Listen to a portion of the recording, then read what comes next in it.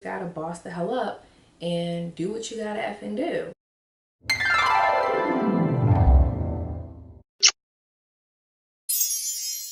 Hi everyone, welcome to another episode of As Told by Ray. I'm Teray. I want to take this time to thank everyone for watching my first video.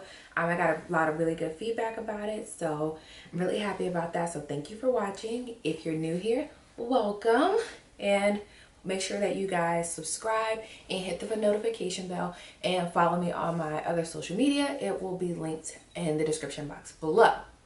So I'm gonna jump right ahead into this week.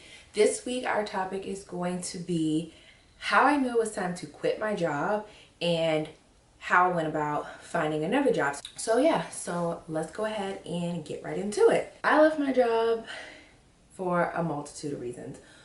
The first reason was, of course, they didn't want to pay me. And having a kid and having a mortgage is just like, I have to pay my bills at the end of the day. So if I'm putting all of this work in and I'm not getting paid accordingly for it, then really it's kind of time for me to go ahead and move on to something that's going to pay more so I can provide for my family. The other thing is I just was not happy. I would get up every day miserable, hate it, have to drive to work and just sit at my desk, sit in my office and just think, God, I hate being here. I hate being in this place. I would hate when my boss would send me emails. I just hated all of it. And that was something that kind of built up over time. Outside of the pay, I had to deal with the being a black woman in a professional environment. I obviously wear my hair naturally majority of the time, and that was a thing that I wasn't used to having to deal with. But when I moved to Atlanta, shockingly, that's when I really had to start dealing with it. Well, let me backtrack and explain a little bit more. So I'm not going to name the company that I worked for. If you know me personally, then you know where I worked, and we'll just leave it at that. So I started with this company pretty much fresh out of school. Prior to that, I was a professional intern, and this was my first real job outside of college. So I started there in August of 2015, and I ended up leaving, well, I guess 3.5 years after, in April of 2019. I quit. I left. Yeah. So I started there, and it was really good. I actually had an all-female team, which they're great. Like, some of us were still friends to this day. I love them. Yeah, so I had a black supervisor, which was great. She wore her hair naturally. The other girls on my team wore their hair naturally. We had a really good mix, and I never felt, the pressure or the need to change and conform as a black woman in a professional environment. Like, yes, we had other white women that we worked with, but everyone was just so cool. It wasn't like a thing. Like, I never felt like I stuck out like a sore thumb, or I never had people bring it to my attention. So fast forward to 2018. God, was it 18? Yeah. Fast forward to 2018, I got promoted from that job and I moved over to a supervisor position in Atlanta. Now, when we got to Atlanta, everything was great. Like, Atlanta's a city that I've always wanted to live in, but the job just kind of tanked from there. Of course, I had an entirely different team. I was a manager at this point. I had, a different boss, a completely different team. And that's when I started noticing that, okay, people are bringing attention to things that I personally don't think really matter. Like, they would make comments about my hair.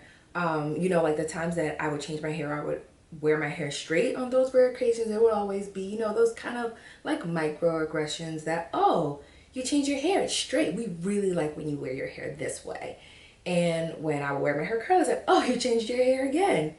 Like, yeah, I washed it.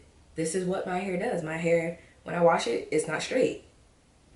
I don't understand why it's such a thing to kind of put special attention on it.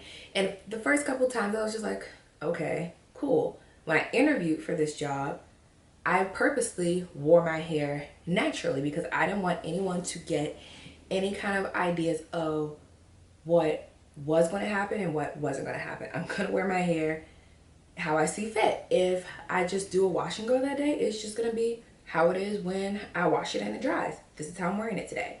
If I decide to wear it straight, it's just going to be straight that day. It's not a big deal. I like to think that I'm very professional. I don't think that I kind of just come to work like whatever. I really put a lot of thought and effort in the way that I'm dressed, the way that I present myself. When I would get up and go out in the environment at work. So yeah, that was one of the things that I definitely had to deal with. I had to deal with, conversations about the way that I was dressed, and, it would kind of be in a more passive aggressive manner. It would be, oh, well, someone brought it to our attention that they felt like your dress was a little short that day. And it's like, okay, what do you want me to do about that? Like, I'm not out of the company policy. I'm dressed professionally. My dress isn't super short. It's not, I don't know what you want me to do, what you would like me to wear. Do you want me to wear a dress that comes to my calves? Like, what is it that you want me to do? And it was always, oh, well, someone said, and this and this. And it was just like, all right, whatever. So I really had to deal with that in the workplace, and it was really, really hard. And it just made me feel like, damn, like, okay, now I feel like I need to change myself, but I'm not really gonna do that, because what does that show the other young Black women that work in this office, that we have to conform to what makes someone else comfortable when we're not doing anything wrong? Yeah, so that was another thing that I had to deal with. Another big factor was the workload. I would get to work every day at around like 7:30. There would be a lot of days that I wouldn't leave the office until 7:30. I wouldn't leave the office until 8 o'clock. And it was pretty much the norm. It was, Teray will do it. Teray will handle it. It was expected for me to just work, to be a workaholic. And I didn't like having to work 12-hour days and really not be compensated for the work that I'm doing. That job that I was at was performance based. So you really had to outdo yourself, and you had to outperform the other people in your position, especially if you were looking to get promoted. So me being a workaholic and knowing that, okay, if I get promoted, I am going to be at this salary. I'll be able to, take care of all of these bills at home because, I'm making more money. So it was like, okay, a driving force for me to continuously work to outdo everyone, to be in a position that when the time came to get promoted, that I was going to be the obvious choice to apply for the position. But I was noticing that a lot of things that I was doing, I wasn't getting the recognition for it. Things would get put in place, things that I worked really hard on. Those 12 hours that I was spending at work, I was spending working to get these things into place, and then the credit would be given to someone else. If those were things that sometimes I kind of had to pass along to a person higher up to kind of do the final sign off and put everything into place, the credit would go to them, not to the person, me, that actually had to do all of the research, all of the phone calls, all of everything to get everything set up and get it put into place. So that was another thing that I was just like, how the hell am I supposed to get promoted if the people that are doing the hiring that I would have to go sit in front of and say that I've done X, Y, and Z over the course of the last year and a half, are the same ones that are giving the credit for things that I'm doing to someone else? It is just making it so that I was in a position that I wasn't ever going to be able to move up, and I was never going to be able to get promoted. And it was just like, well, damn, I don't want to keep doing this anymore. I don't want to keep working my ass off to not get anything, to not get anywhere. It's really, really frustrating at that point. And I just really wasn't happy, and I really just couldn't take it anymore. So once I made the decision that I was going to quit, I kind of really had to put some things into place to start finding a new job. I couldn't just go out in the world and say, hey, I quit. I'm giving you my 2 weeks notice. As much as I wanted to, I couldn't do that because I still got bills to pay at the end of the day. So once I made the decision and I talked to Colin and I was like, okay, I think I'm going to quit my job. He was 100% supportive of it. And I did that. I went and I immediately updated my resume with all the things that I had done since the last time I updated it. Pretty much my management experience. I had went and I updated that entire resume. Excuse me. I went and updated my LinkedIn profile. And if you don't use LinkedIn and you're in the market for a new job, or even if you're not in the market for a new job, just that is a site that you actually should use. Make sure that if you don't have a profile, build a profile. If you already have a profile, one of the ones that you kind of just made in college and never touched it since, go in and actually update it with all of your work experience and your current information, because that's how a lot of employers will find you. They are seeking you out versus you having to go out and find them. So a friend of mine had just recently did the same thing, that she was in the market for a new job, and she told me about LinkedIn Premium. You know, sometimes when things are like, oh, there's a premium account, I'm like, no, I'm good, I'm not paying for that. But she told me about LinkedIn Premium. I went on and I did that. I activated my profile for LinkedIn Premium. It was 30 days is what they give you for free. And oh my gosh, it was a game changer. What companies are doing now is they're hiring recruitment firms. So the recruitment firms are active on LinkedIn. And when you have a LinkedIn Premium account, what LinkedIn does is it has a notification where you can turn it on that you are currently on the market for a job. That then basically sends it out to recruiters, and recruiters can look at your profile, see that one, you're looking for a job. They can already pretty much see your entire resume, and they start messaging you. They start messaging you and just start adding you as a friend or as a connection on LinkedIn, and they sometimes are like vultures. I literally did it the day I turned it on for LinkedIn Premium. I had like 5 people inbox me within 2 hours. They want to talk to you about what your job is right now, how much you're making right now, and what it is that you're looking for. When I turned it on, from the day I turned it on to the day I agreed to I accepted my new job, it was less than 30 days.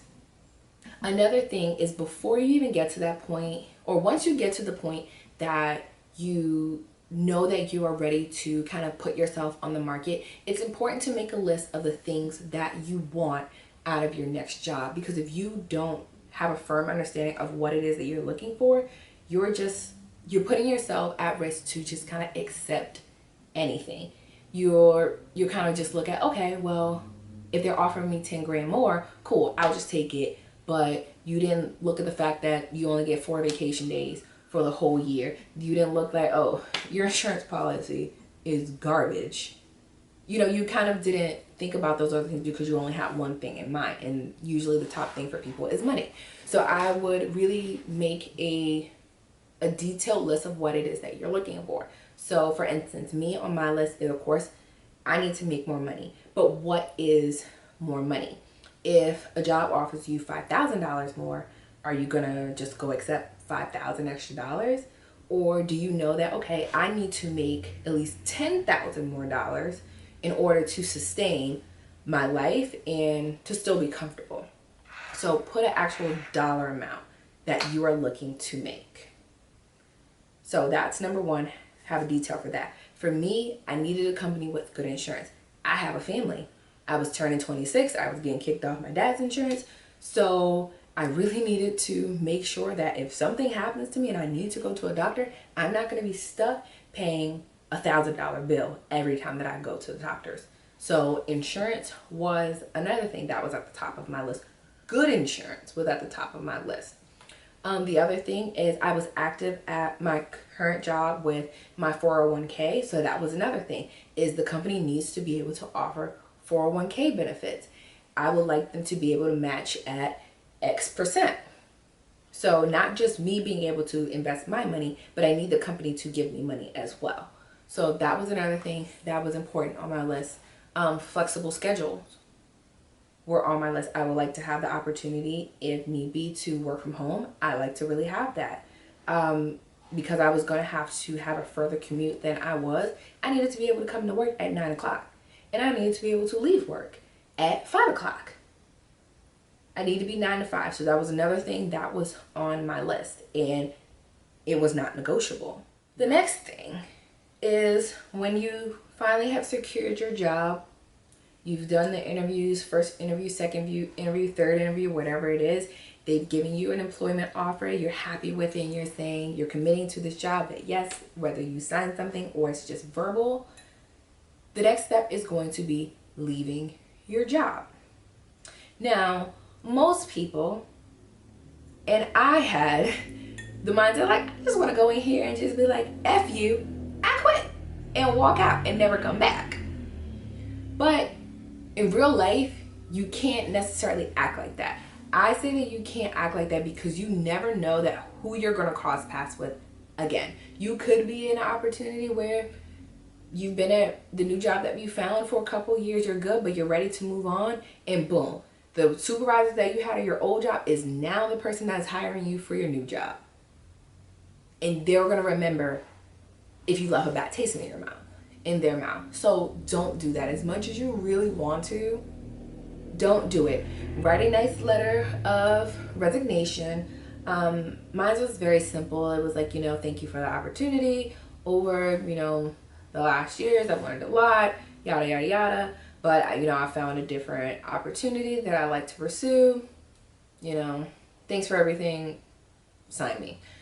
Very short, very sweet. You don't have to go into a lot of detail. You don't have to do that. You just need to have something, basically, I'm leaving in a very professional manner.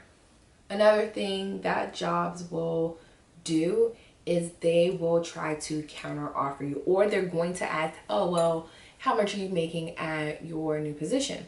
If your job tries to counter offer you, say no.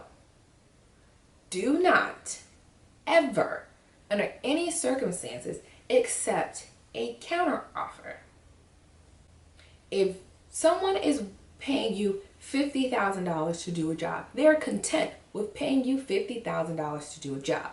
And now you find another job that's going to pay you $62,000, and all of a sudden they say that, oh, well, what if we could match you?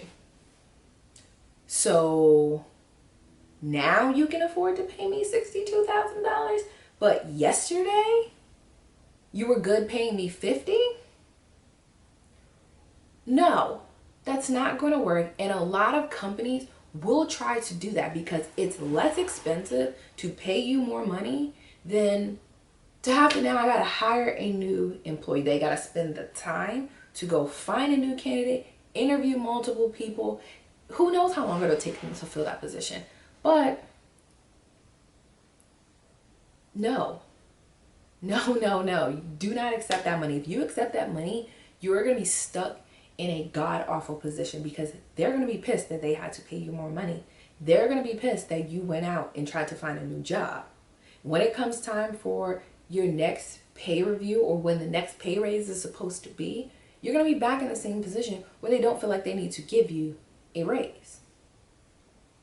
So don't accept it. You've done all this work, especially if you used a recruiter. You made this recruiter do all this work only for you to stay at the same job that you hate, but they're just going to pay you the same amount. They're going to pay you more money. They're going to pay you more money for you to hate it. Don't do that. Don't fall in that trap. Say that, nope, there's nothing that you can do. You're going to move on and leave it at that. My final thing is exit interviews. So most jobs will do an exit interview pretty much towards your last day, if not on your last day. And it usually is with human resources, and they will kind of go through a list of questionnaires to figure out, okay, what you're doing, why you're leaving, where you're going to, yada, yada, all those things. Mine, I filled out all the information. I'm not going to lie about what company I'm going to. I'm not going to lie about how much they're going to pay me. And when they get into the details of asking you why you're leaving, this is your opportunity to be brutally honest. I was brutally honest, and I didn't have any shame with it. I told them exactly why why I was leaving. I told them the issues that I had with upper management that I just did not like. I told them about the issues of constantly, having the microaggressions that I felt as a Black woman in a professional environment, how I felt like they unprofessionally handled things, how I felt having people call me on maternity leave to help them figure out how to do their job, having no one check on me after I came back to work, how I hated working 12 hours a day and my boss would skip out of the office at 4:30 every other day. No, I was brutally honest. You don't have to be, negative, or not negative, but you don't have to have like a bitch F you attitude about it. But you can definitely have a conversation and say that this is why I'm leaving. These are the things that I feel like as a company, as management, that could be done better for the people that are going to remain after I'm gone and the people that are going to replace me. I think it's good to kind of give that feedback that these are things that you could really improve on. If not, you're going to keep losing people just like me, and I'm going to be out the door. And that's it.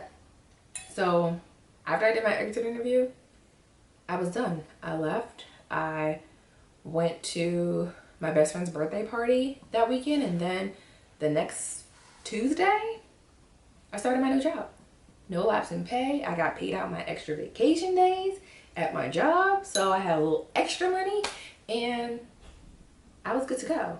So yeah, so that's how I went about quitting my job, finding a new job, and my tips for finding one. It's really hard to kind of make the decision to kind of put yourself out there and put yourself on the market and really just do shit. But if you want something to be done in your life, one, you're gonna have to take full charge and just be like, I want to do better. I want better things for myself, and just do it. And sometimes it's gonna be scary, but you just gotta boss the hell up and do what you gotta effing do.